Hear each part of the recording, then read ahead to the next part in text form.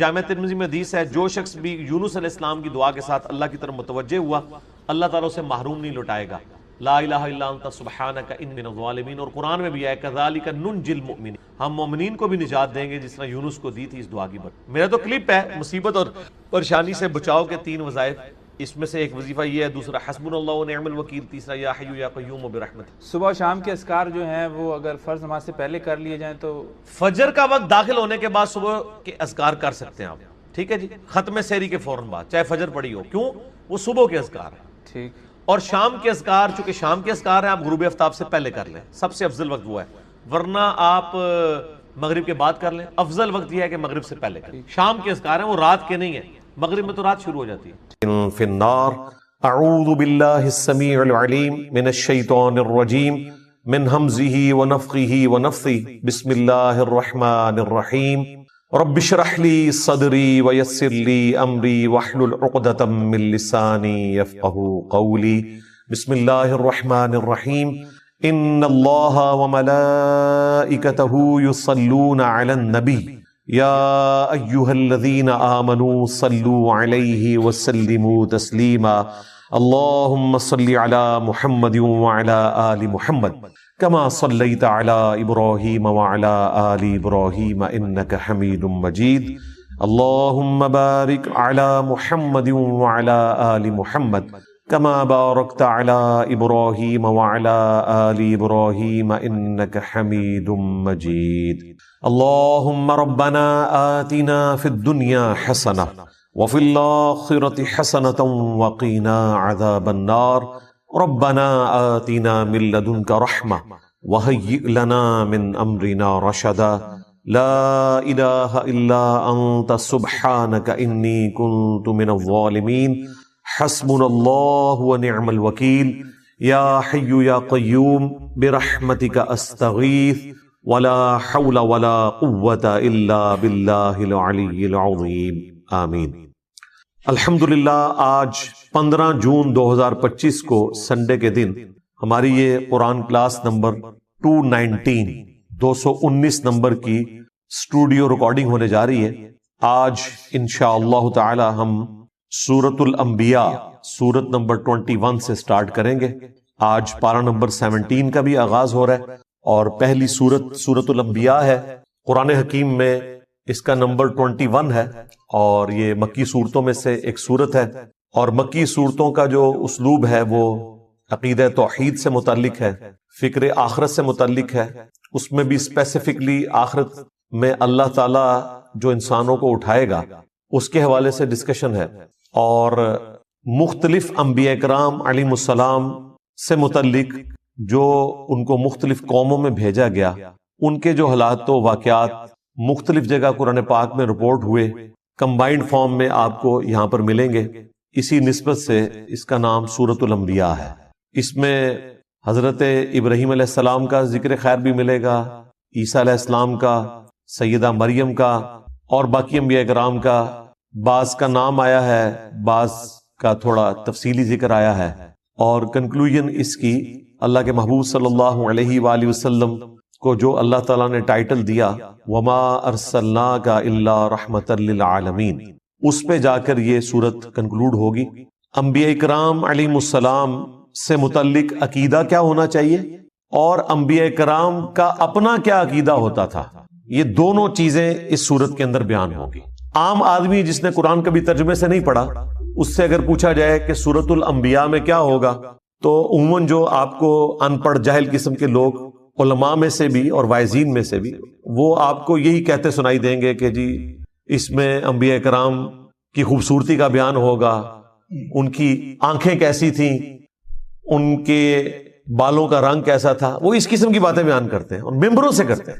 سورۃ الانبیاء سے بہتر اور کوئی صورت نہیں ہے بات بتانے کے لیے کہ انبیاء سے متعلق آپ کا کیا عقیدہ ہونا چاہیے اور انبیاء کا عقیدہ توحید اپنا کیا تھا، یہ دونوں باتیں اس میں بیان ہوئی ہیں۔ اور ہمارے سب کانٹیننٹ میں جو دین تصوف نے عقائد کی خرابی پروپیگیٹ کر دی ہے، اس کی جڑ کاٹنے کے لیے ایک صورت کافی ہے، چھوٹی سی صورت ہے، اور عقیدہ توحید کو بھی واضح کرے گی، انبیاء کرام علیہم السلام کے اپنے سٹیٹس کو بھی واضح کرے گی کہ انبیاء کے بارے میں آپ نے کیا عقیدہ رکھنا ہے، ان کو منی گاڈ نہیں بنانا، اور انبیاء کرام ہر مشکل ہر پریشانی میں اپنے رب کی طرف رجوع لاتے تھے. اس کا ذکر بھی آپ کو اس میں ملے گا.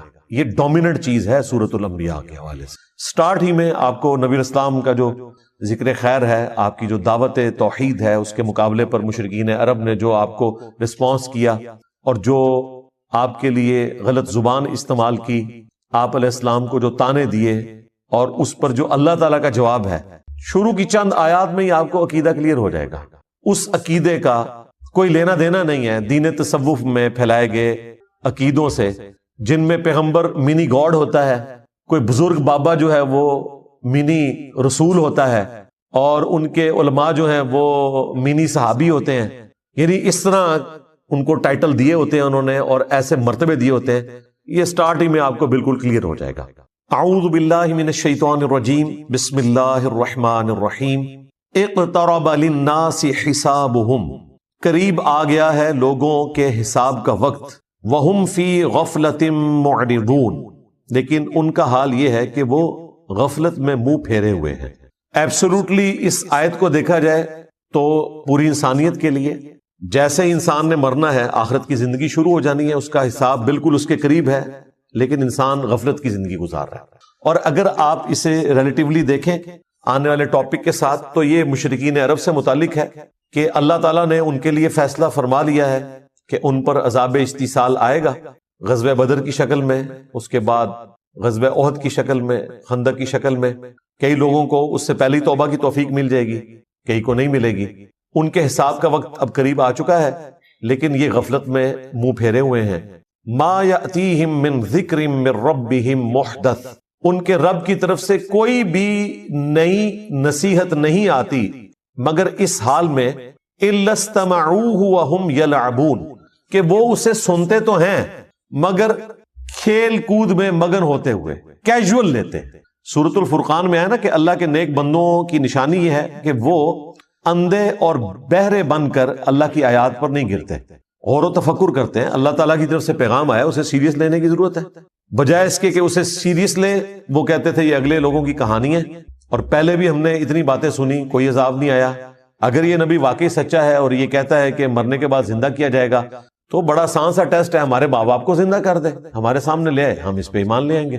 تو بھائی اگر یہ سب کچھ ہو جائے تو پھر آپ کون سا ایمان لے کر آئے؟ ایمان کا تو مطلب ہی ہے غیب میں دیکھ کر ماننا. ان الذین یخشون ربہم بالغیب لہم مغفرۃ واجر کبیر، جو اپنے رب سے بغیر دیکھے ڈرتے ہیں ان کے لیے مغفرت اور بڑا اجر ہے. دیکھ کر تو سب نے مان لینا ہے. تو اللہ تعالیٰ فرما رہا ہے ان کے پاس کوئی بھی نصیحت آتی ہے، قرآن کی کوئی بھی صورت نازل ہوتی ہے، آیات نازل ہوتی ہیں، تو وہ اسے کیجول لیتے ہیں، اس حال میں سنتے ہیں کہ وہ کھیل میں مگن ہے. آج مسلمانوں کا بھی یہی حال ہے. مسلمان تو خیر اس سے بھی پیچھے چلے گئے، وہ کم از کم سن لیتے تھے، یہ تو سننے سے بھی قاصر ہے. عربی آتی نہیں ہے، ترجمہ سنتے نہیں ہیں. لاہیۃ قلوبہم، ان کے دل غافل ہو چکے ہیں. وَأَسَرُّ النَّجْوَى، اور یہ آپس میں سرگوشیاں کرتے ہیں. الذین ظلموا، جو کہ ظالم لوگ ہیں، اور کہتے کیا ہیں؟ هل هذا الا بشر مثلکم، یہ تو نہیں مگر تمہارے جیسا ہی ایک انسان. یعنی نبی اسلام کے بارے میں وہ کہتے ہیں یہ تمہارے جیسے ہی ایک انسان ہے، اس نے جو دعوی پیغمبری کیا ہے اس میں اور ہم میں کوئی فرق نہیں. نعوذ باللہ. افتأتون السحر وانتم تبصرون، کیا تم پیروی کرو گے اس جادو کی جس کو تم اپنی آنکھوں سے دیکھ رہے ہو کہ یہ جادو کر رہا ہے، اس میں کوئی حقیقت نہیں ہے، تو آنکھوں سے دیکھنے کے باوجود تم اس سحر کی پیروی کرنا شروع کر دو گے. وَلِعَوْذُ بِاللَّهِ تَعَالَى.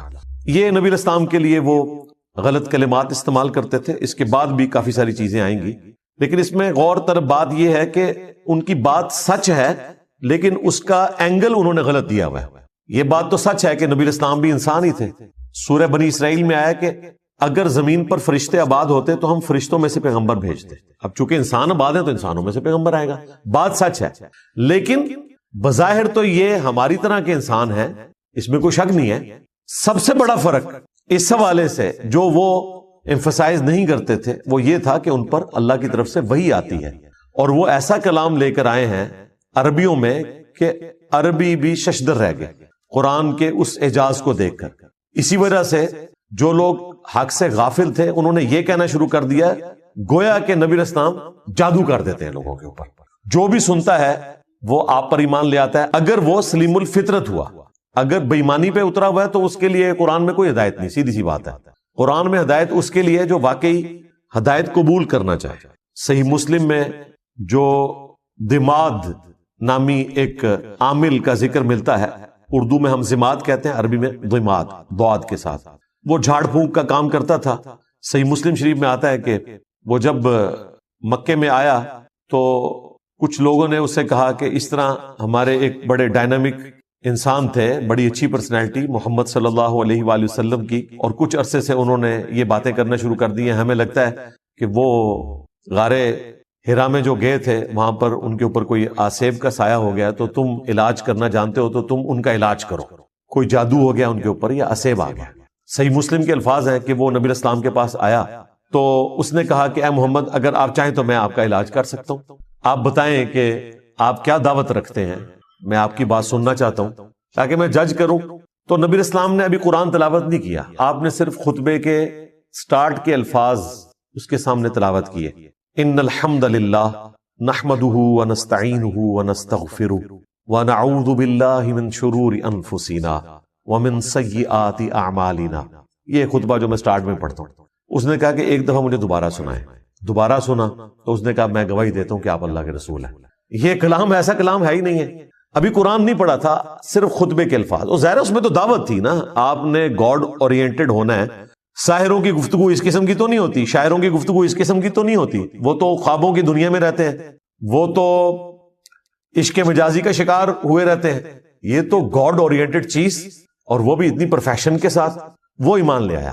اب اس فیلڈ کے ایکسپرٹ نے اسلام قبول کر لیا. ہونا تو چاہیے تھا, جن لوگوں نے بھیجا تھا وہ سارے بھی مسلمان ہوتے, کیونکہ جس بندے کے اوپر ان کا تکیہ تھا وہ ایمان لے آیا. لیکن وہی ہوا جس طرح جادوگر ایمان لے آئے, فرعون نہیں ایمان لے کر آیا. حالانکہ فرعون کو ایمان لانا چاہیے تھا کہ اس کے اپنے جادوگر مان گئے کہ یہ جادو نہیں ہے. یہاں پر بھی کافروں کو مان لینا چاہیے تھا کہ زماد نے جب یہ بات کہہ دی تو پھر یقیناً نبی علیہ السلام ایک غیر معمولی انسان ہے. لیکن چونکہ وہ حق قبول نہیں کرنا چاہتے تھے, اللہ تعالیٰ نے ان کو ہدایت نہیں دی, تو پھر ان کے پاس بہانہ یہ ہوتا تھا کہ یہ جادو ہے, اگلے لوگوں کی کہانیاں ہیں. اب اس کے جواب میں نبی علیہ السلام نے اللہ کے حضور عرض کی, قال ربی یعلم القول فی السماء والارض. نبی علیہ السلام نے کہا کہ میرا رب خوب جانتا ہے جو بات کہی جاتی ہے آسمان میں اور زمین میں. وہو السمیع العلیم, اور وہی سننے والا ہے, سب کچھ جاننے والا ہے. یعنی نبی علیہ السلام نے اپنے غم کی فریاد اپنے رب کے حضور رکھی اور مشرکین عرب سے کہا کہ یہ جو کچھ تم باتیں کر رہے ہو نا میرے بارے میں, میرا رب خوب جانتا ہے, اسے تو پتا ہے کہ میں اللہ کا پیغمبر ہوں, ہر چیز سے وہ واقف ہے. بل قالوا اضغاث احلام, بلکہ وہ یہ بھی کہنا شروع ہو گئے کہ یہ پریشان خواب ہیں. بل افتراہ, بلکہ یہ خود سے انہوں نے گھڑ لیا ہے. بل ہوا شاعر, نہیں بلکہ یہ شاعر ہے, خود بھی ایک بات کے اوپر قائم نہیں ہے. دیکھیں اگر کسی شخص کو یہ پتا چل گیا کہ یہ سامنے والا بندہ کیا ہے تو وہ بار بار اپنا بیان تو نہیں بدلتا. تم نے ساحر کہا, چیپٹر کلوز کرو, نہیں تسلی نہیں ہوئی کیونکہ جھوٹ کہا ہوا تھا نا. کسی کو یہ لولی پاپ دے دیا کہ ان کو خواب آتے رہتے ہیں, وہ یہ بیان کرتے ہیں. بعض جگہ پہ آیا کہ یہ اساطیر الاولین ہے, اگلے لوگوں کی کہانیاں بیان کرتے ہیں. اچھا, بعض لوگوں کو انہوں نے کہا کہ انہوں نے اللہ پر جھوٹ باندھ دیا, اور بعض کو کہا کہ یہ شاعر ہے. اب اتنے زیادہ بیانات, جادوگر, دیوانہ, اگلے لوگوں کی کہانیاں, پریشان خواب, جھوٹ گھاڑ لیا ہے, شاعر ہیں, مجنون ہیں. یعنی یہ 7 تو میں نے انگلیوں پہ آپ کو گنوا دی گالیاں جو وہ دیا کرتے تھے اپنے نظام میں. اب اس کے اگینسٹ نبی علیہ السلام کو نبوت ثابت کرنے کے لیے وہ ڈیمانڈ کیا رکھ رہے ہیں, فَلْيَأْتِنَا بِآیَةٍ كَمَا أُرْسِلَ الْأَوَّلُونَ. اگر واقعی یہ پیغمبر ہے نا تو یہ اس طرح کے معجزات کیوں نہیں لے کر آتا جو معجزات اگلے لوگوں کو, اگلے پیغمبروں کو دیے گئے تھے. یعنی یہ ہمیں خود ہی بتاتا ہے کہ موسیٰ علیہ السلام کے پاس عصا کا معجزہ تھا, وہ اژدہا بن جاتا تھا. عیسیٰ علیہ السلام مردوں کو زندہ کر دیتے تھے. تو اس قسم کا کوئی معجزہ یہ ہمیں بھی کر کے دکھائے, ہم مان لیں گے. اچھا, یہاں تک اگر بات دیکھی جائے تو لاجیکلی ان کی بات درست ہے کہ جو پیغمبر عوام کے سامنے اگلے انبیاء کے واقعات بیان کر کے اور ان کے معجزات بتا کر دعوی نبوت کر رہا ہے، تو اس کا منطقی نتیجہ یہ ہے کہ اس کے مخاطبین اس سے کہیں کہ اچھا یہ جو آپ بتا رہے ہیں آپ بھی کر کے بتائیں نا، تو ہم آپ پر ایمان لے آئیں گے۔ تو یہ ڈیمانڈ کوئی غلط نہیں تھی ان کی، لیکن اللہ کا فیصلہ کچھ اور تھا۔ اللہ تعالیٰ نے اس کے جواب میں کیا فرمایا؟ اس جگہ پر ہر جگہ جواب ڈیفرنٹ آئے گا، یہاں پر کیا جواب آیا؟ ما آمنت قبلہم من قریۃ اہلکناہا، ان سے پہلے جو بستیاں ہلاک کر دی گئیں ان کے رہنے والے بھی ایمان نہیں لے کر آئے تھے۔ افہم یؤمنون، تو کیا اب یہ لوگ ایمان لے آئیں گے؟ یعنی اللہ تعالیٰ نے اپنا ایک رول بتا دیا کہ اگلے انبیاء کے ماننے والوں کی ڈیمانڈ کے اوپر ہم نے منہ مانگے معجزات دکھائے، تو اس کا اینڈ رزلٹ یہی نکلا کہ ایمان وہ نہیں لے کر آئے۔ تو ان کے ساتھ بھی یہی ہونا ہے، اگر ہم نے ان کا منہ مانگا معجزہ دکھا دیا تو یہ ایمان نہیں لائیں گے۔ لیکن اس کے بعد رزلٹ کیا نکلے گا؟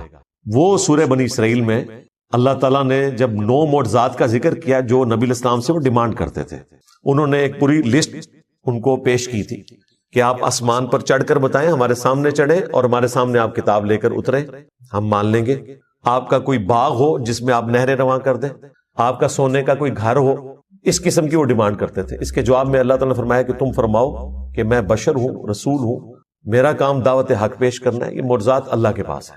اور پھر کئی جگہ پر قرآن پاک میں اس بات کا جواب اللہ تعالیٰ نے اس طریقے سے دیا کہ اگر ہم ان کو منہ مانگا معجزہ دکھا دیں گے پھر ان کے لیے وقت مقرر کر دیا جائے گا، پھر یہ توبہ نہیں کر سکتے، اگر ایمان نہیں لائیں گے تو ہلاک کر دیے جائیں گے، جس طرح کے اگلے لوگ ہلاک کر دیے گئے۔ سورۃ المائدہ کے اینڈ میں بھی آتا ہے نا، جب عیسیٰ علیہ السلام کے ماننے والوں نے کہا نا کہ آپ آسمان سے ہمارے لیے کھانا نازل ہونے کی دعا کریں، تو عیسیٰ علیہ السلام نے کیا کہا تھا کہ اگر تمہیں یہ منہ مانگا معجزہ دکھایا گیا اور یہ کھانا نازل ہوا اور پھر جس نے انکار کیا پھر اللہ تعالیٰ کی طرف سے عذاب آئے گا۔ یہ اللہ تعالیٰ نے فرمایا کہ میری طرف سے اعلان ہے، ان کو سنا دو۔ تو یہ اللہ تعالیٰ کا قانون ہے کہ جب منہ مانگا معجزہ پورا کیا جائے، اس پر انکار آئے تو پھر اللہ تعالیٰ اس قوم کو ہلاک کر دیتا ہے۔ لہٰذا یہ اللہ تعالیٰ کی رحمت ہے کہ منہ مانگا معجزہ نہ دکھایا جائے۔ رہا یہ وسوسہ آنا کہ ہو سکتا ہے کہ وہ ایمان لے آئیں، تو بھائی پورا ٹریک ریکارڈ ہے، لوگ ایمان نہیں لے کر آئے۔ سورۃ الانعام میں سورہ الحجر میں اللہ تعالیٰ نے فرمایا کہ اگر ہم ان کی آنکھوں کے سامنے آسمان سے قرآن کو نازل کرتے تختیوں کے اوپر اور یہ نازل ہوتا ہوا دیکھ لیتے اور اس لکھی ہوئی کتاب کو اپنے ہاتھوں سے چھو بھی لیتے، تب بھی انہوں نے یہ کہنا تھا کہ ہماری آنکھوں پر جادو کر دیا گیا، یعنی دل بے ایمان تے اجتا ٹھیر۔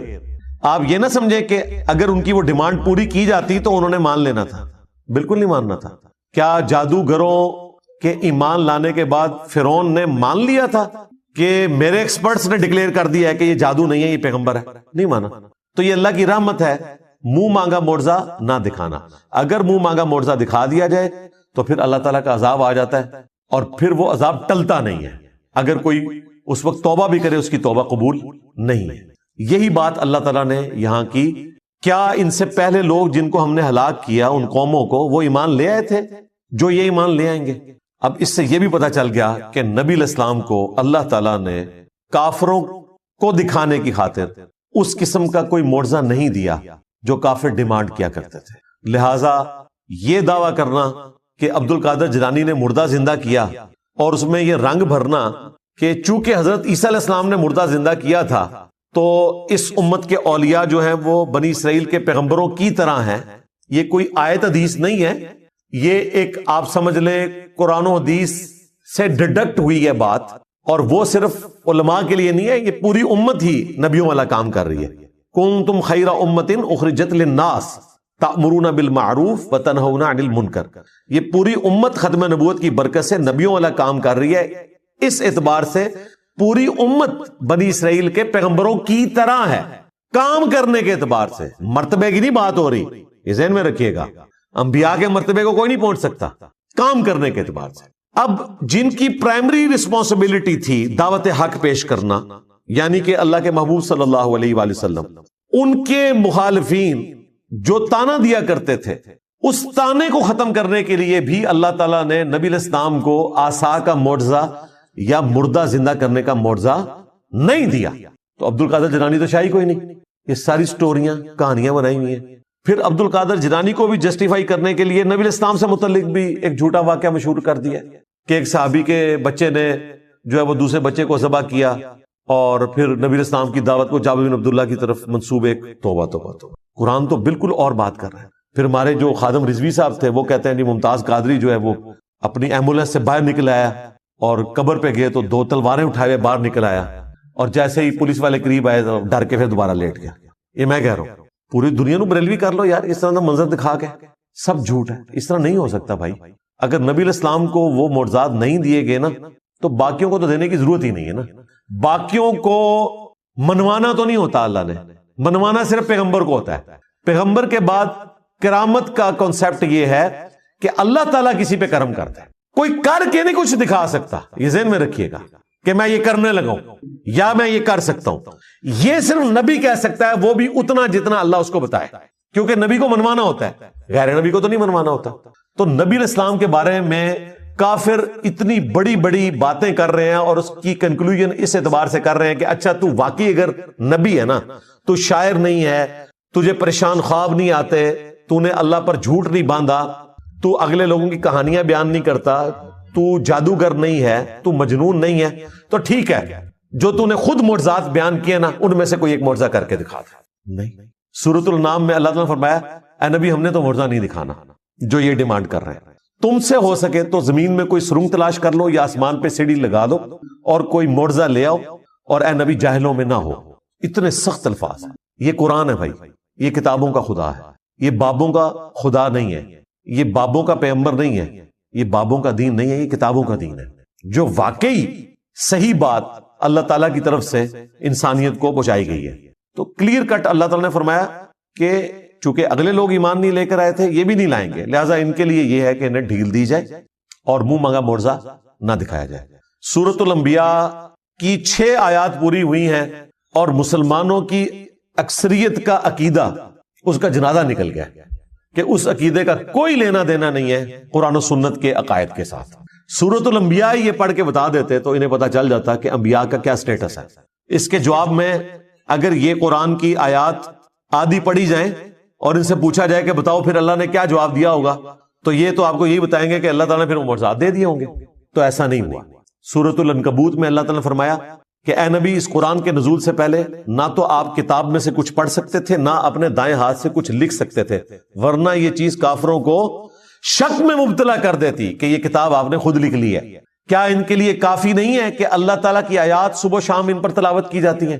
یہ معجزہ ہے. تو دعوی نبوت والا معجزہ نبی علیہ السلام کا قرآن ہے.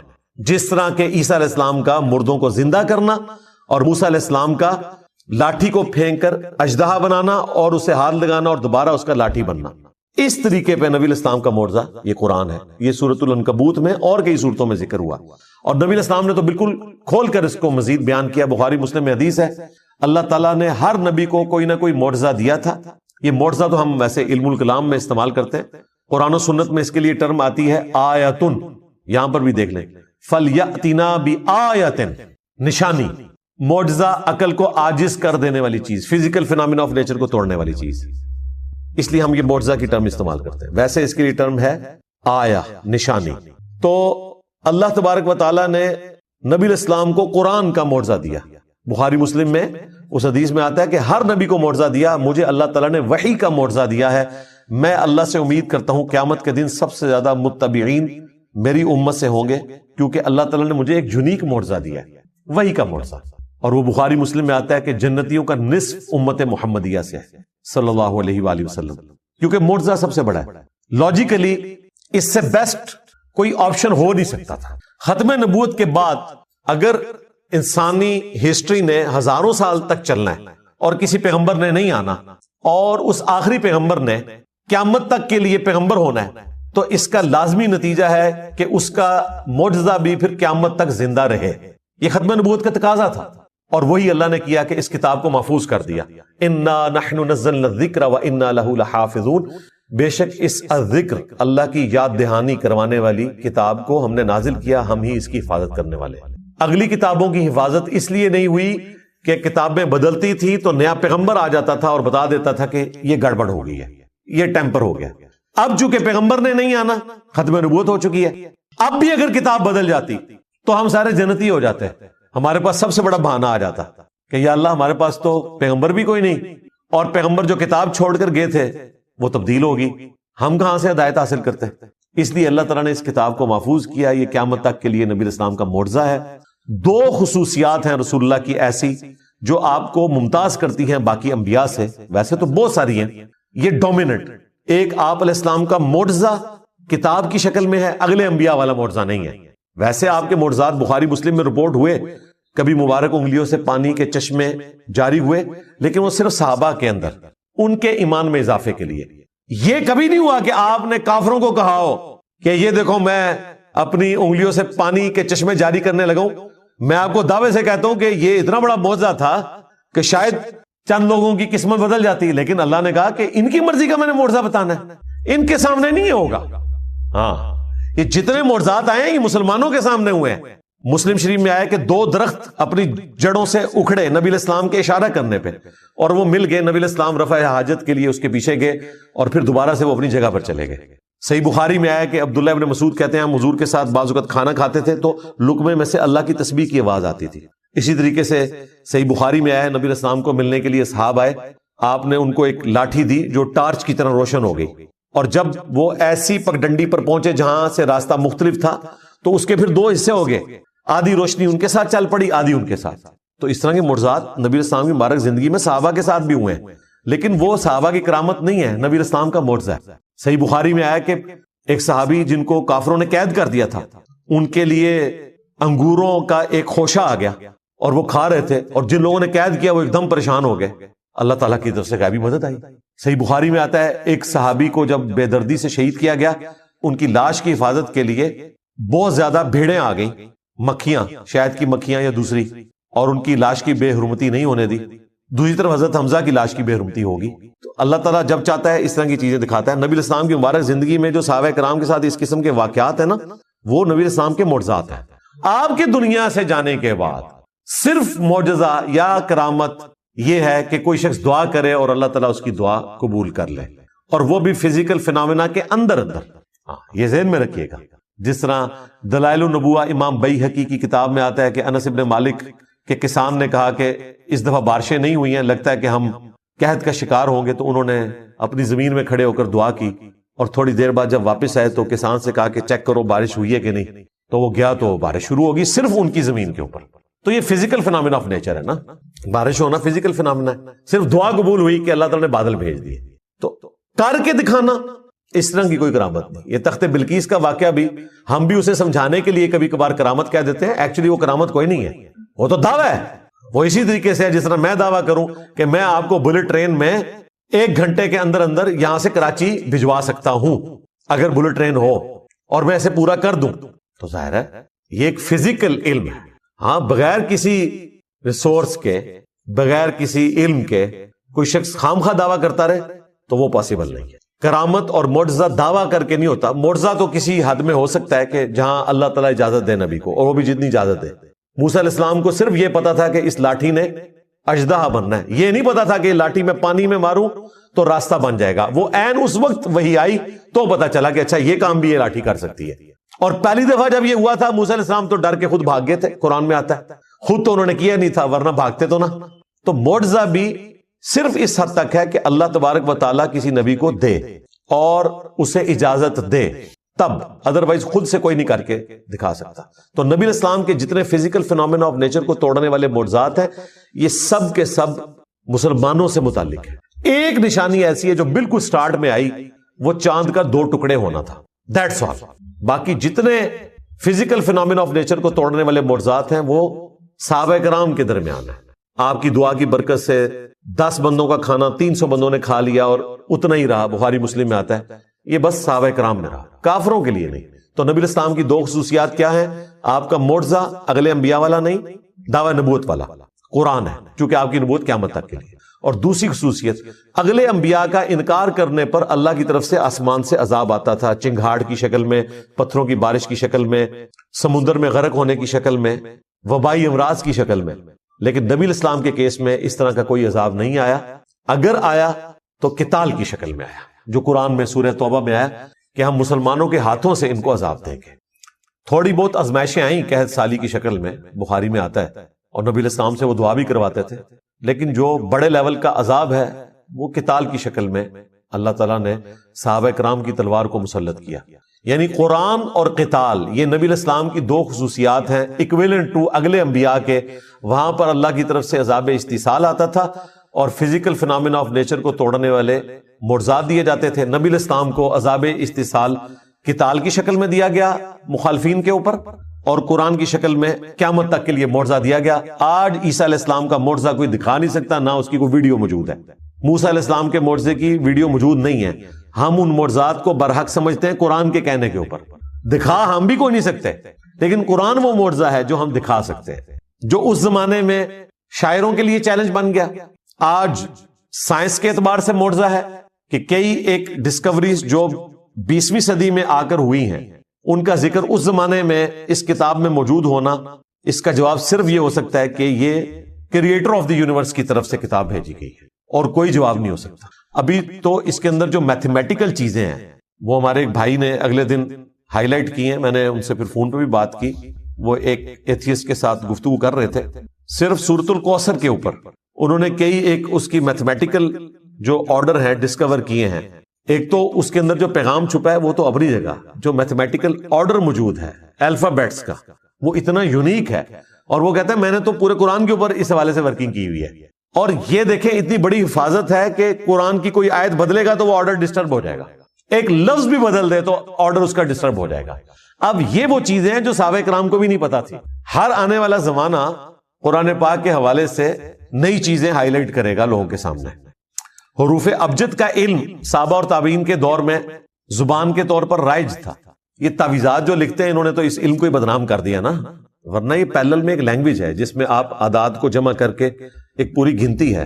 جس طرح محمد کے 92 بنتے ہیں، اللہ کے 66 بنتے ہیں، بسم اللہ الرحمن الرحیم کے 786 بنتے ہیں. ان ڈیجٹس کو یوز کر کے بھی قرآن پاک کے حوالے سے کئی ساری چیزیں ملتی ہیں جو آج لوگوں نے اس کے اوپر ایکسپیریمنٹس پرفارم کیے ہیں.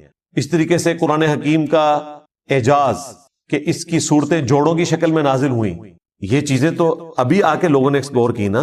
حمید الدین فرائی صاحب سے پہلے تو یہ چیز کسی نے ہائی لائٹ نہیں کی تھی. مولانا مودودی رحمہ اللہ نے کئی چیزوں کی ویلیو ایڈیشن کی، کئی ایسی چیزیں انہوں نے ہائی لائٹ کی جو پہلے لوگوں نے ہائی لائٹ نہیں کی ہوئی تھی. تو ہر آنے والا زمانہ قرآن پاک کے حوالے سے کوئی نہ کوئی ایسی نئی چیز بتاتا ہے کہ جو انسان کو حیران کر دیتی ہے کہ یہ ایک غیر معمولی کلام ہے. تو یہ معجزہ قیامت تک کے لیے. اس اعتبار سے نبی علیہ السلام کا یہ فرمانا کہ مجھے اللہ نے وحی کا معجزہ دیا ہے، میں امید کرتا ہوں کہ قیامت کے دن سب سے زیادہ متبعین میری امت سے ہوں گے. اس کا پریکٹیکل جو عملی نمونہ ہے وہ ہم نے دیکھ لیا کہ لوگوں نے قرآن کا ترجمہ انگریزی میں پڑھا، اپنی مدر ٹنگ میں پڑھا اور اسلام قبول کر لیا. نبی علیہ السلام کو دنیا سے گئے ہوئے 1400 سال سے زیادہ گزر چکے ہیں. قرآن کی دعوت الحمدللہ اسی طریقے سے شد و مد کے ساتھ جاری ہے. اور یہ ہے اصل میں انقلاب جو دن بدن بڑھتا چلا جا رہا ہے. جب مسلمانوں کی امپائرز ختم ہو گئی تھیں، دنیا میں کوئی حکومت باقی نہیں رہی، اس وقت بھی انقلاب تھا. آج اللہ تعالیٰ نے 58 اسلامک کنٹریز ہمیں دے دیے، انقلاب آج بھی اسی طریقے سے. کل کوئی ملک ختم بھی ہو جائے، نبی علیہ السلام کا انقلاب گلی گلی اسی طریقے سے پوری دنیا میں جاری ہے. یہ ہے لیگیسی، جو لیگیسی کسی اور شخص نے نہیں چھوڑی. وَمَا أَرْسَلْنَا قَبْلَكَ إِلَّا رِجَالًا نُوحِي إِلَيْهِمْ، اور ہم نے آپ صلی اللہ علیہ وآلہ وسلم سے پہلے کوئی بھی پیغمبر نہیں بھیجا مگر یہ کہ وہ مرد ہی تھا اور اس کی طرف ہم نے وہی بھیجی. فَاسْأَلُوا أَهْلَ الذِّكْرِ إِن كُنتُمْ لَا تَعْلَمُونَ، اگر تمہیں علم نہیں ہے تو اہل ذکر سے پوچھ لو. یعنی مشرکین عرب سے کہا جا رہا ہے اگر تمہارے پاس علم نہیں ہے تو جیوز اور کرسچنز کے علماء جن کے پاس الہامی کتابوں کا علم ہے ان سے پوچھ لو کہ نبی علیہ السلام سے پہلے بھی جو پیغمبر آئے وہ انسان ہی ہوا کرتے تھے. تمہارا یہ اعتراض کرنا کہ یہ ہماری طرح کا انسان ہے، تو اگلے انبیاء بھی انسان ہی ہوا کرتے تھے اور مرد ہوا کرتے تھے. عورتوں میں کوئی پیغمبر نہیں آیا، انسانوں کی سپیشیز سے ہی پیغمبر آئے. ظاہر ہے عورتیں اس کام کے لیے سوٹیبل بھی نہیں، اس کے لیے ایکسٹروورٹ بندہ چاہیے اور پھر وہ ایسا ڈائنامک ہو کہ ہر وقت اویلیبل ہو.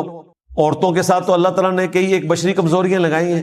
مہینے میں 6-7 دن ان پر ایسا وقت آتا ہے کہ وہ نماز بھی نہیں پڑھ سکتی. اللہ تعالیٰ کی طرف سے ایک ان کے لیے ریلیکسیشن ہے اور وہ مسجد میں بھی نہیں جا سکتی.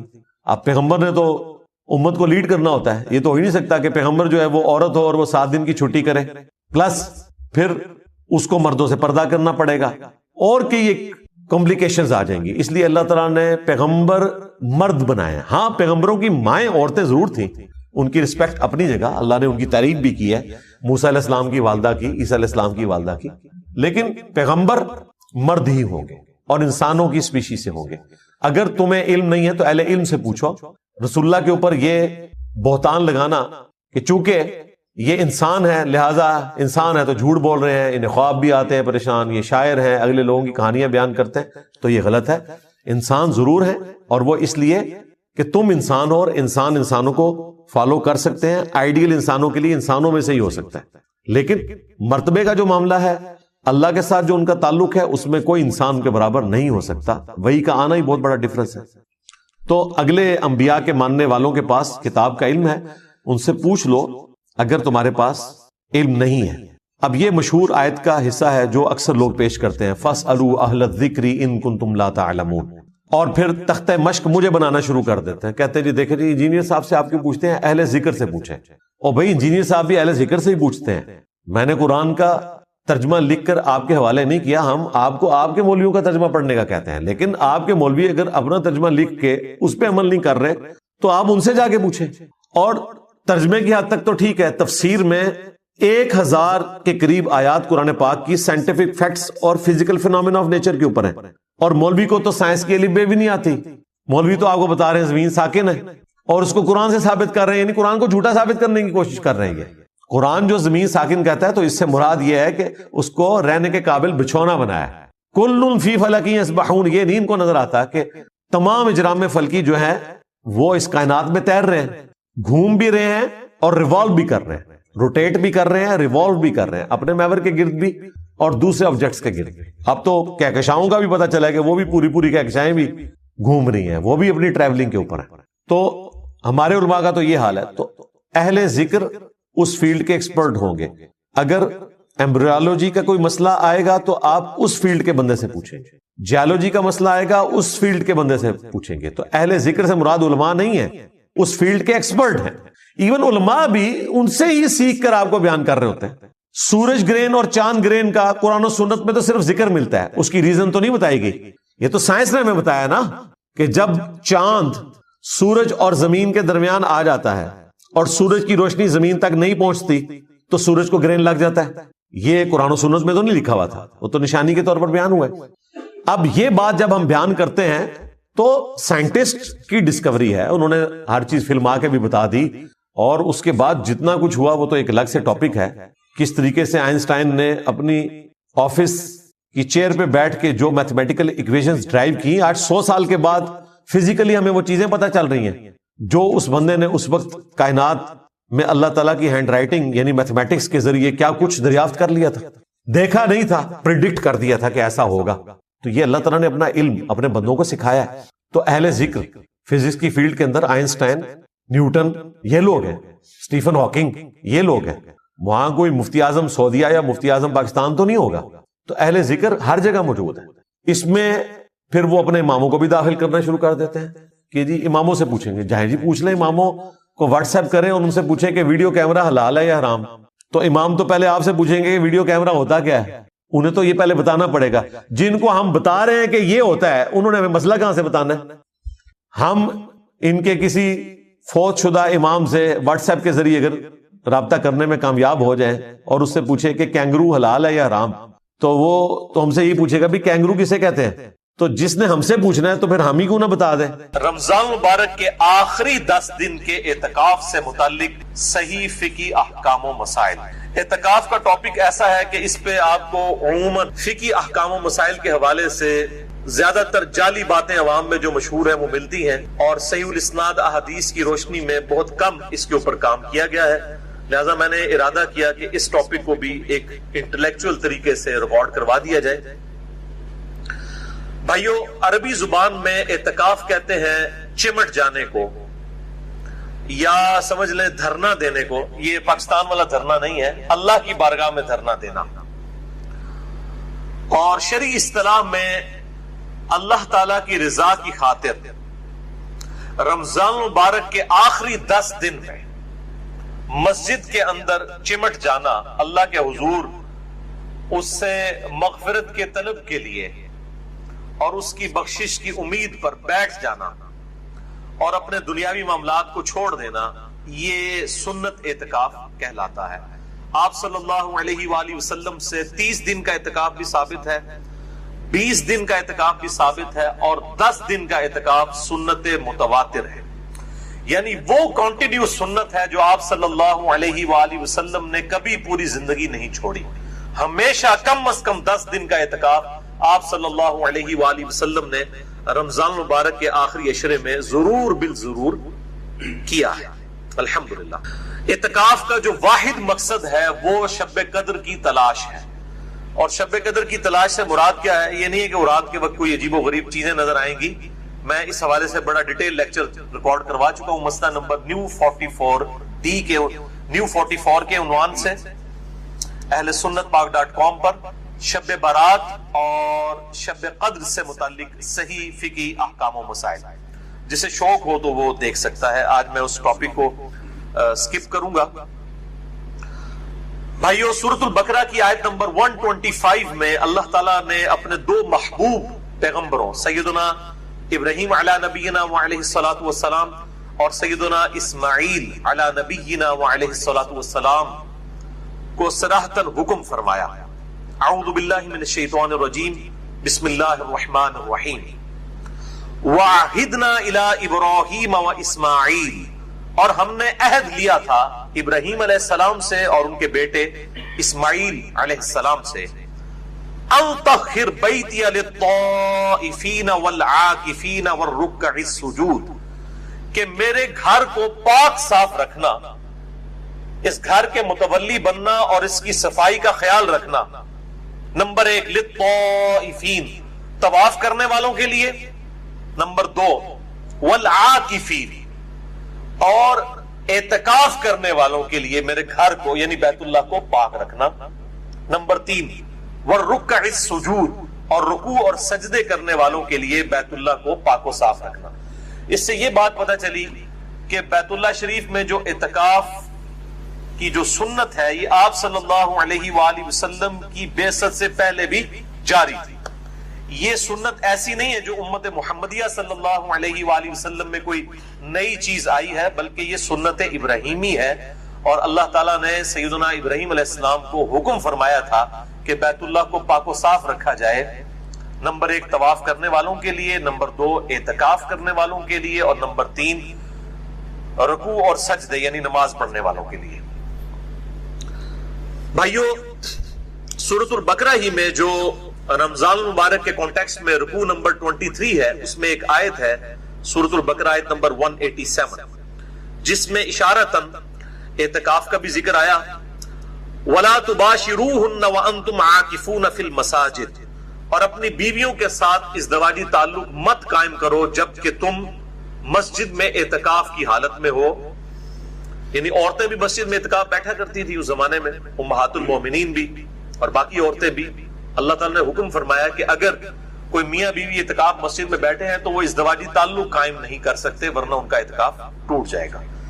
تو اس میں بھی اشارتاً اعتکاف کا ذکر آیا کہ مساجد کے اندر اعتکاف ہو سکتا ہے، یہ سنت ہے۔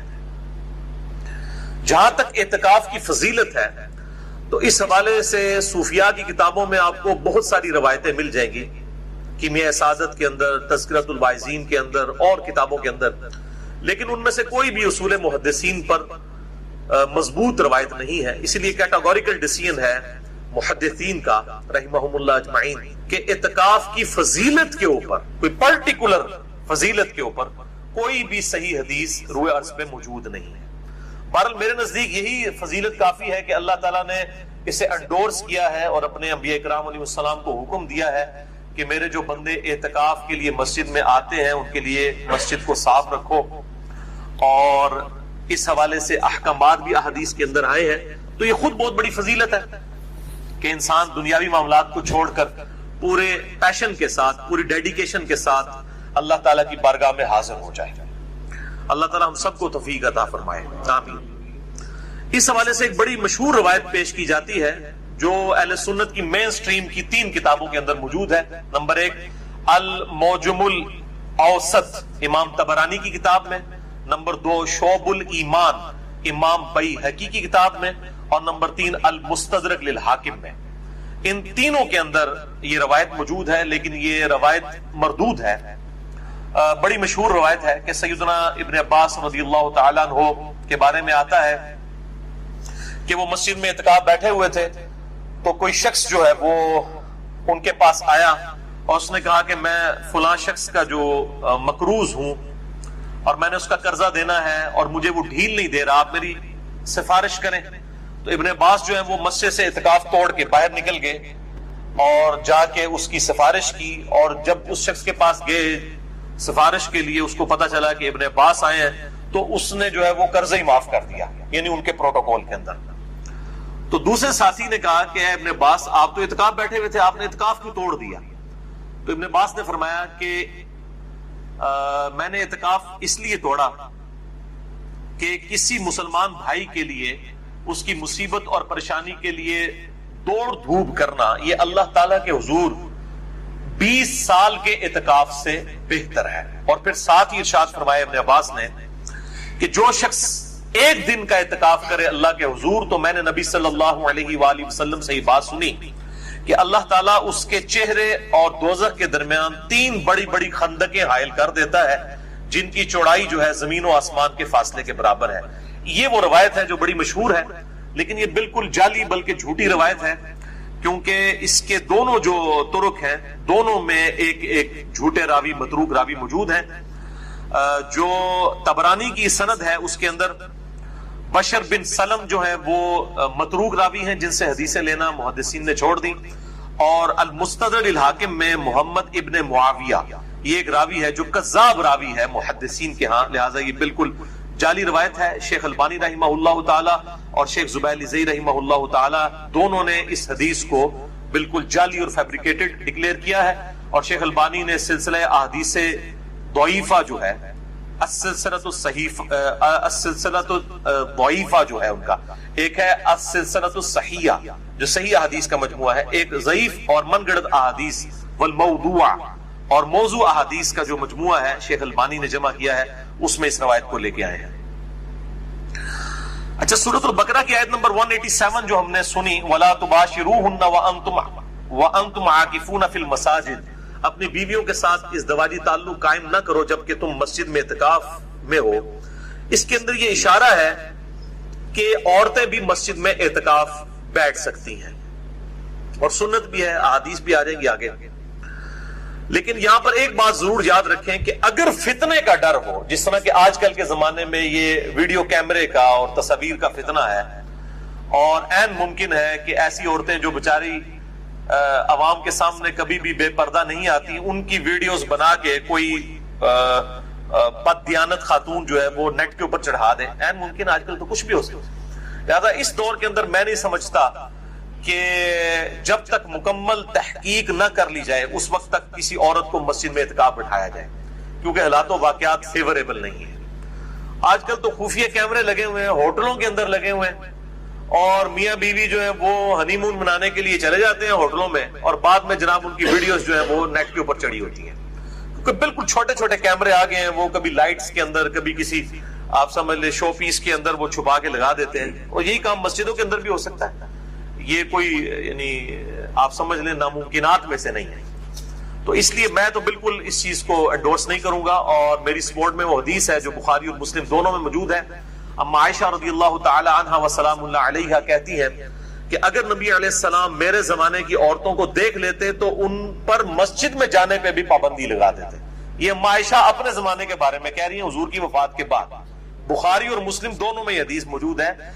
اور اما عائشہ سے بڑھ کر کون نبی صلی اللہ علیہ وآلہ وسلم کے مزاج سے واقف ہو سکتا تھا، مزاج رسول سے آشنا تھی آپ رضی اللہ تعالیٰ عنہ. اور وہ کہہ رہی ہیں کہ اگر میرے زمانے کی عورتوں کے حالات آپ صلی اللہ علیہ وآلہ وسلم دیکھ لیتے تو مسجد میں جانے سے بھی روک دیتے. تو اعتکاف یہ تو اس زمانے کی بات ہو رہی ہے 1400 سال پہلے، میں تو آج کی بات کر رہا ہوں 3 جون 2017 کی. تو یہاں کے حالات و واقعات اور کیمرے کا جو فتنہ ہے کس طرح ابھر کر اس وقت پبلکلی سامنے ہے. لہٰذا اس صورتحال میں بچنے میں ہی عافیت ہے. اور اس حوالے سے میں نے ڈیٹیل لیکچر بھی دیا ہے عورتوں کے پردے کے حوالے سے. اس میں میں نے اس طرح کی کئی احادیث ہیں مکمل ڈیٹیل کے ساتھ, ان کے انٹرنیشنل نمبر بھی احادیث کے بتائے ہیں. مسند نمبر 161B عورتوں کے پردے سے ریلیٹڈ احکامات کے اوپر. لہذا میں اجتہاداً یہ سمجھتا ہوں کہ آج کے دور کے اندر اگر مسجد بیت کے اندر یعنی گھر میں جو مسجد ڈکلیئر کی جاتی ہے, اور بخاری و مسلم میں کئی احادیث ہیں کہ کئی صحابیات تھیں جو آپ صلی اللہ علیہ وآلہ وسلم کے پاس حاضر ہوتی تھیں کہ یا رسول اللہ آپ ہمارے گھر میں آ کے ایک کونے میں نماز پڑھ لیں, ہم اس گھر کے حصے کو مسجد ڈکلیئر کر دیں. تو اس زمانے میں بھی صحابہ کرام اپنے گھر کے کسی ایک کونے یا گوشے کو مسجد کے طور پر ڈکلیئر کرتے تھے گھر کی عورتوں کی نماز پڑھنے کے لیے, کیونکہ عورت کا گھر میں نماز پڑھنا مسجد میں پڑھنے سے افضل ہے. یہ صحیح الاسناد احادیث سے ثابت ہے. مسند نمبر 161B میں نے ڈیٹیل سے یہ 17 کے قریب احادیث الحمدللہ بیان کی ہیں. آج مان لی کہ میں ان کی ڈیٹیل میں جاؤں. تو لہٰذا اس طرح کی جو مسجد بیت ہیں گھر میں ڈکلیئر کی ہوئی مسجدیں, اس کے اندر اگر عورتیں اعتکاف کر لیں تو اس کے اوپر جو سلفی اہل حدیث علماء خام خواہ فتویٰ لگاتے ہیں, اور بیسیکلی وہ فتویٰ اس لیے لگتا ہے کہ چونکہ حنفی قائل ہیں گھر میں جو ہے وہ اعتکاف کرنے کے, اس لیے اہل حدیث دوسرے معاملے میں بہت ضد کے اندر آئے ہوئے ہیں اس مسئلے میں کہ نہیں جی گھر میں عورت اعتکاف کر ہی نہیں سکتی, یہ تو ایک نفلی عبادت ہے, نہ بھی کرے تو خیر ہے, مطلب ہم نے گھر میں نہیں کرنے دینا. تو اب جب مسجد کے اندر حالات و واقعات ایسے نہیں ہیں, اور نبی علیہ السلام نے عورتوں کو ترغیب دلائی ہے کہ وہ گھروں کے اندر نماز پڑھیں, اور بخاری مسلم میں حدیث ہے مردوں کے لیے بھی فرض کے علاوہ نفلی نماز جو ہے وہ گھر میں پڑھنا افضل ہے. تو گھر میں تو مسجد بیت ہونی چاہیے, اس کے اندر اگر عورتیں اعتکاف کر لیتی ہیں تو میرا خیال ہے اس میں کوئی حرج نہیں ہے. بلکہ میں تو اس سے بھی ایک سٹیپ آگے جاؤں گا کہ جو میرے جیسے مرد ہیں جن کے لیے مسجد میں اعتکاف کرنا مشکل ہے, یعنی میں کسی مسجد میں چلا جاؤں تو میرے لیے بہت بڑا فتنہ بن جاتا ہے. اتنے لوگ ملنے کے لیے آ جاتے ہیں اور ملاقاتوں کا سلسلہ شروع ہو جاتا ہے, حتیٰ کہ مسجد کمیٹی اور مسجد کی جو انتظامیہ اور مسجد کے جو امام اور خطباء حضرات وہ خام خواہ میرے خلاف ہو جاتے ہیں. یہ تو اللہ تعالیٰ کسی کے دل میں کسی کی محبت ڈال دینا. یعنی میں کہیں پہ بھی چلا جاؤں پورے پاکستان کے اندر جہاں پہ بھی انٹرنیٹ ہے تو لوگ جانتے ہوتے ہیں الحمدللہ. لہذا میں تو اب کئی سال ہو گئے کہ میں تو اعتکاف کی ایک سنت سے ہی محروم ہو چکا ہوں. حالانکہ میں الحمدللہ کوئی سال نہیں جانے دیتا تھا. 1996 سے لے کے 2008 تک میں مسلسل اعتکاف بیٹھتا تھا.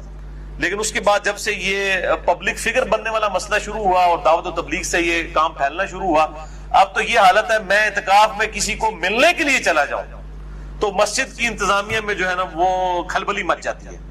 اتنے لوگ آ جاتے ہیں ملنے کے لیے, یعنی پھر تو کوئی خطیب سے تو مسئلہ پوچھتے ہی نہیں, سارے لوگ میرے پاس آ جاتے ہیں. بلکہ میرے لیے تو بڑا مشکل ہو گیا کسی اڈے کے اوپر چلا جاؤں, پبلک ٹرانسپورٹ میں یہ سفر کرتا ہوں, اپنے پاس تو ایک موٹر بائک ہے میرے پاس صرف, تو مطلب بڑا مشکل ہو جاتا ہے میرے لیے مینج کرنا. اور پھر مسجد میں 10 دن کے لیے کہیں بیٹھ جاؤں تو یہ تو مولوی میرا جو ہے کچھ عمر نکال کے تو وہاں سے تو میرا جو ہے وہ جنازہ ہی اٹھے گا, تو بڑا مشکل ہو گیا. تو اس طرح کے مرد جن کے لیے اس طرح کی صورتحال بن جائے وہ بھی پھر گھروں کے اندر ہی اعتکاف کریں, اگر انہوں نے اصل مقصد تو یہ ہے کہ آپ نے کنسنٹریشن کے ساتھ اپنا وقت اللہ کے لیے دینا ہے. واللہ اعلم. میرے بھائیو, اعتکاف دنیا کی کسی بھی مسجد میں ہو سکتا ہے, چاہے وہ جامع مسجد ہو یا غیر جامع مسجد ہو. اب غیر جامع مسجد ہوگی تو پھر جمعہ پڑھنے کے لیے معتکف جو ہے وہ نکل کر دوسری مسجد میں آئے گا اور پھر فوراً واپس بھی آ جائے گا.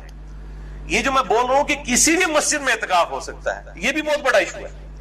کیونکہ شیخ البانی رحمہ اللہ تعالی, اللہ تعالیٰ ان کی غلطیاں معاف کرے, انہوں نے یہ فتویٰ دیا تھا کہ 3 مسجدوں کے علاوہ اعتکاف کسی مسجد میں کرنا حرام ہے.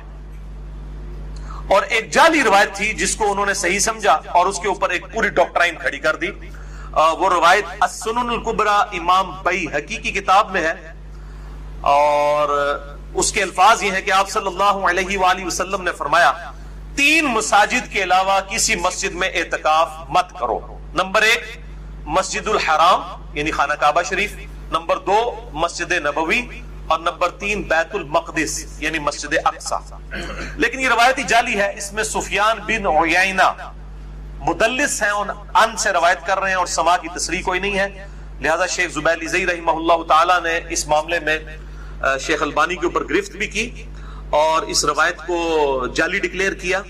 اب یہ دیکھ لیں یہ روایت قرآن کے بھی خلاف ہے, کیونکہ قرآن پاک میں تو کیٹیگوریکل مینشن ہوا کہ جب تم مسجدوں میں اعتکاف کرو, وہاں پر یہ نہیں آیا کہ 3 حرم کے اندر اعتکاف کرو. وہ جرنل آیا سیگا.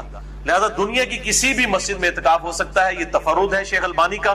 امت کا اجماع اس کے بالکل خلاف ہے. امت کا اجماع ہے اس معاملے میں کہ اعتکاف کسی بھی مسجد کے اندر کیا جا سکتا ہے الحمدللہ. البتہ اس کانٹیکسٹ میں وہ حدیث بالکل ٹھیک ہے جو بخاری اور مسلم دونوں میں ہے, اور مشکات میں اس کا نمبر ہے 693 کہ آپ صلی اللہ علیہ وآلہ وسلم نے فرمایا 3 مسجدوں کے علاوہ کسی اور مسجد کی نیت سے, ایکسٹرا آرڈنری ثواب کی نیت سے اونٹوں کے کجاوے مت کسو. نمبر 1 مسجد حرام, نمبر 2 مسجد اقصی یعنی بیت المقدس, اور نمبر 3 مسجد نبوی. وہ حدیث بالکل ٹھیک ہے کہ ایکسٹرا آرڈنری ثواب کی نیت سے کہ فلاں مسجد میں جا کے نماز پڑھوں گا تو مجھے زیادہ ثواب ملے گا, یہ نیت صرف 3 مسجدوں کے لیے ہو سکتی ہے. نمبر 1 بیت اللہ شریف کے ساتھ جو مسجد الحرام ہے, نمبر 2 مسجد نبوی, اور نمبر 3 مسجد اقصی بیت المقدس یا جسے ایلیا بھی کہا جاتا ہے. وہ حدیث بالکل ٹھیک ہے. لیکن اعتکاف دنیا کی کسی مسجد میں ہو سکتا ہے. ظاہر ہے اسلام تو ایک یونیورسل دین ہے پوری دنیا کے اندر. اب یہ تو نہیں ہے کہ پاکستان کے لوگوں نے اعتکاف بیٹھنا ہے تو اب وہ ویزا لگوا کے تو جو ہے وہ سعودیہ جائیں, اور یہ تو بڑی مصیبت کھڑی ہو جائے گی. تو لا یکلف اللہ نفسا الا وسعها. اور اس سے یہ بات بھی پتہ چلی کہ جو جھوٹی اور جعلی روایتیں ہیں وہ نظر آتا ہے کہ جعلی روایتیں ہیں, اور وہ قرآن کے بھی خلاف ہوتی ہیں. تو یہ بالکل جعلی روایت ہے. سفیان بن عیینہ اس میں مدلس ہیں, عن سے روایت کر رہے ہیں, اور سما کی تصریح کوئی موجود نہیں ہے. اب اسی کانٹیکسٹ میں پرٹیکولرلی اعتکاف سے ریلیٹڈ میں انشاءاللہ کل 10 صحیح الاسناد احادیث انشاءاللہ بیان کروں گا ایک انٹلیکچوئل ترتیب کے ساتھ. اور یہاں پہ یہ بات بھی یاد رکھیں, یہ جو 3 مسجدوں کے علاوہ اونٹ کے کجاوے نہ کسے جائیں, اس کانٹیکسٹ میں امام ابن تیمیہ اور امام علی السبکی نے بڑا غلو کیا ہے, اور روزہ رسول کی حاضری کے بارے میں دونوں نے اپنے اپنے ایکسٹریم رویے جو ہیں وہ اختیار کیے ہیں. میں نے اس پہ الگ سے ایک لیکچر ریکارڈ کروا دیا ہے, مسئلہ نمبر 54D قبر رسول کی حاضری کے اوپر صلی اللہ علیہ وآلہ وسلم. 54C بھی ہے, 54D بھی ہے. 54D میں نے جو ہے وہ بڑی ڈیٹیل کے ساتھ روایتیں قبر رسول کی حاضری سے ریلیٹڈ بیان کی ہیں, اور 54C کے اندر میں نے امام ابن تیمیہ جو سلفیوں کے امام ہے اور دوسری طرف امام علی السبکی, دونوں ایک ہی زمانے میں گزرے ہیں اور دونوں شیخ الاسلام ہیں. یہ اندازہ کریں, یہ شیخ الاسلام کا لقب جو ہے نا جس کا جو دل کرتا ہے وہ لگاتا ہے. ڈاکٹر طارق قادری صاحب نے بھی لگا لیا, ان کے مقابلے میں ڈاکٹر جو ہے وہ آصف اشرف جلالی صاحب بھی اپنے ساتھ شیخ الاسلام لگانا شروع ہو گئے. یہ شیخ الاسلام یا شوخ الاسلام یہ لقب جو ہے یہ بڑا سستا ہو گیا. تو وہاں پہ ایک ہی زمانے میں 2 امام ہیں, وہ دونوں شیخ الاسلام امام ابن تیمیہ ہیں اور شیخ الاسلام امام علی السبکی ہیں. دونوں ایک ہی زمانے کے ہیں, ایک صوفیوں کے امام ہیں ایک سلفیوں کے. دونوں نے قبر رسول صلی اللہ علیہ وآلہ وسلم کی حاضری کے معاملے میں غلو کیا ہے, اور میں نے دونوں کا رد کر کے اہل سنت کا جو منہج درمیان میں ہے مسئلہ نمبر 54C کے اندر بیان کیا ہے. جسے شوق ہو تو وہ دیکھ سکتا ہے. بہرحال اب اعتکاف کے کانٹیکسٹ میں کل 10 صحیح الاسناد احادیث میں انشاءاللہ بیان کروں گا ایک انٹلیکچوئل ترتیب کے ساتھ. الٹ اپ ایٹ رینڈم نہیں ہے, میں نے بڑی محنت سے ان کو ترتیب دیا ہے, اور میں انشاءاللہ ان کے نمبرز بھی ساتھ ساتھ انٹرنیشنل بتاتا جاؤں گا. اور جو حدیث مشکات کے اندر ہے میں انشاءاللہ مشکات کے نمبر بھی بتاؤں گا. اور مشکات کو میں نے ڈکلیئر کیا ہے, مشکات از دا انسائکلوپیڈیا آف حدیث. اہل سنت کی مین سٹریم کی کم از کم 13 کتابوں کا یہ مجموعہ ہے. بخاری, مسلم, ترمذی, ابو داؤد, نسائی, ابن ماجہ, الموطا امام مالک, مسند احمد, سنن الکبری البیہقی, المستدرک للحاکم اور کئی کتابوں کی یہ نوٹس ہیں. 6294 احادیث کا مجموعہ. امام ولی الدین تبریزی المتوفی 748 ہجری, آج سے 800 سال پہلے یہ انہوں نے کتاب لکھی. شیخ زبیلی زئی رحمہ اللہ تعالیٰ کی تحکیم تخریج کے ساتھ اہل سنت پاک.com ہماری ویب سائٹ کے اوپر 3 PDF اس کے رکھے ہیں, جسے شوق ہو تو وہ ضرور ڈاؤن لوڈ کر کے اسے پڑھیں. میں اس کے نمبر بھی ساتھ ساتھ بتاؤں گا. اور یہ چونکہ سیکنڈری بک ہے مشکات, اس کے فٹ میں آپ کو پرائمری کتابوں کے نمبرز بھی مل جائیں گے. یہ میں اس لیے حوالہ دیتا ہوں کہ آپ کو اتنی کتابیں لینے کی بجائے 3 PDF رکھ لیں تو آپ یہ سمجھ لیں جس طرح وہ نوکیا کا موبائل یوزر فرینڈلی ہے نا, احادیث کی کتابوں میں سب سے یوزر فرینڈلی جو حدیث کی کتاب ہے یہ مشکات المصابیح ہے الحمدللہ. اس لیے میں نے پورا لیکچر اس کے اوپر دیا ہے. مسئلہ نمبر 111B مشکات المصابیح کا مکمل تعارف.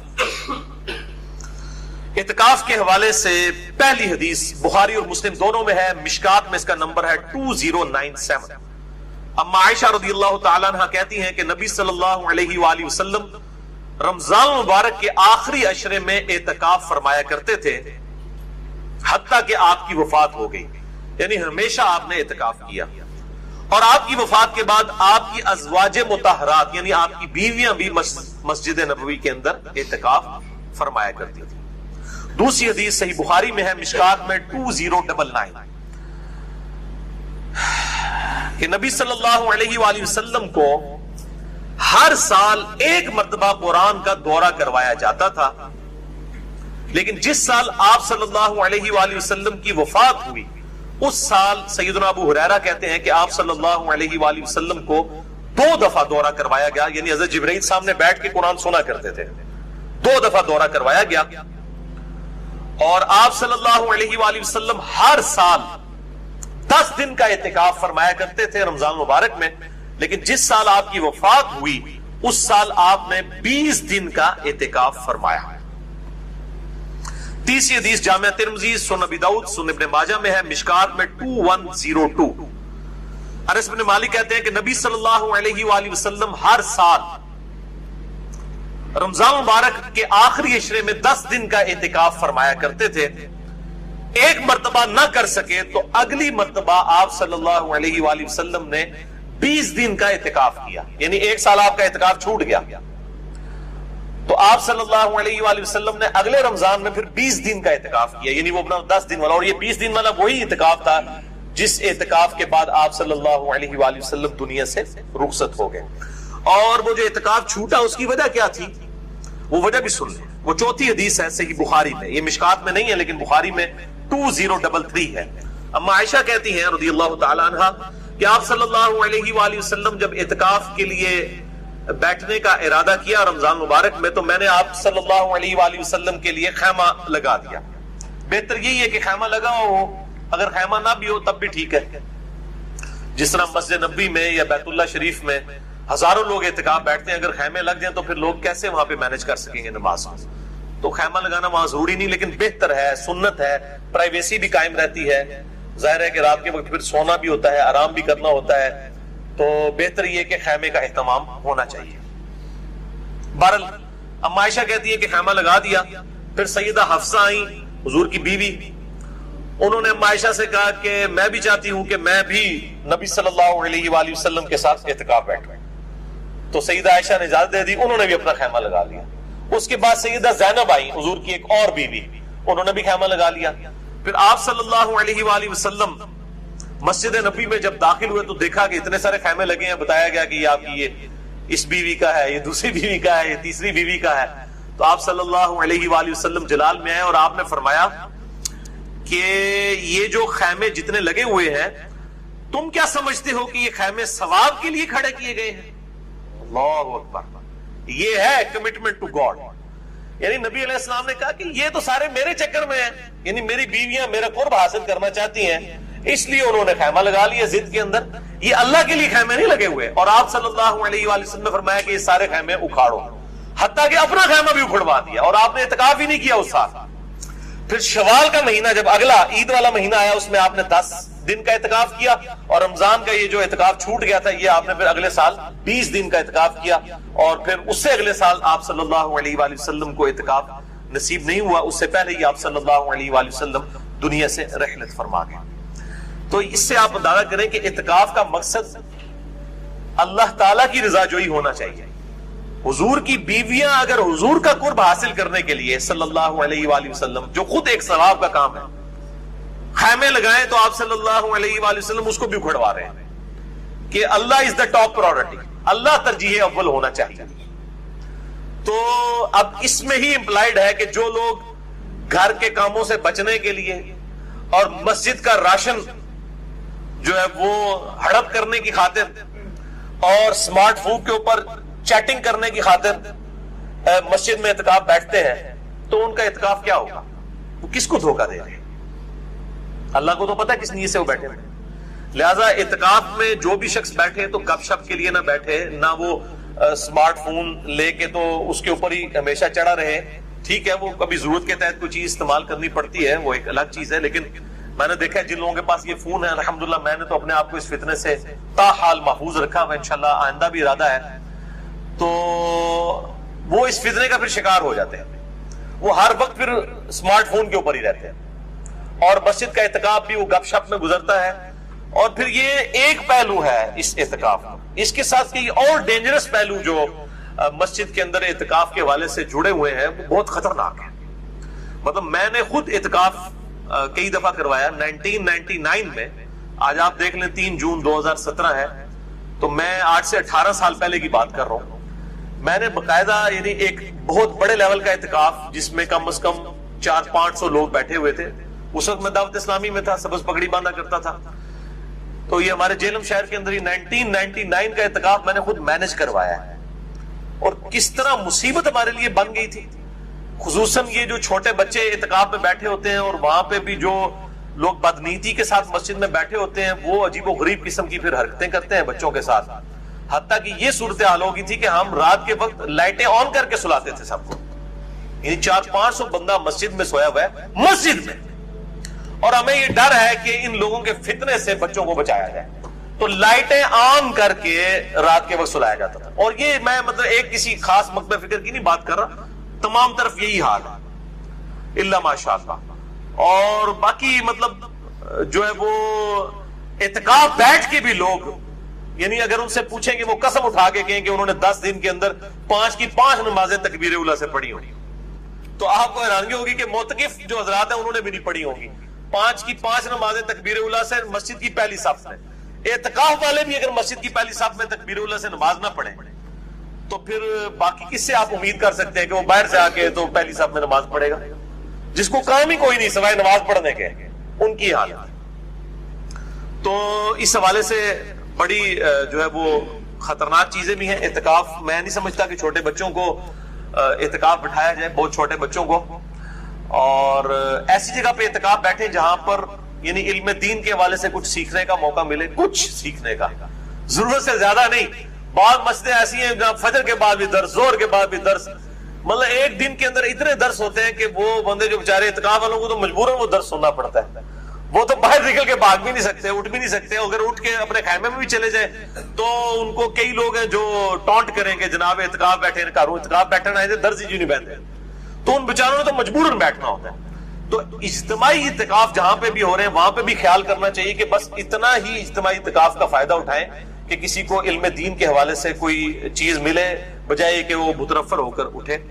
اور اس طریقے سے لوگ اعتکاف کے اندر کہتے ہیں جی میں 3 قرآن ختم کر دیتے, میں 4 قرآن ختم کرتے, اور پائی کوئی قرآن ختم نہ کرو, خدا دا نہ جائے, ہمیں ایک سپارہ ہی پڑھ لو, لیکن کم از کم ترجمے کے ساتھ قرآن حکیم کو ضرور پڑھیں. اعتکاف والوں کے پاس ٹائم ہوتا ہے, کم از کم ایک دفعہ وہ یعنی اس چیز کے اوپر ایمفسائز کریں کہ ہمارا رب ہم سے کیا چاہتا ہے.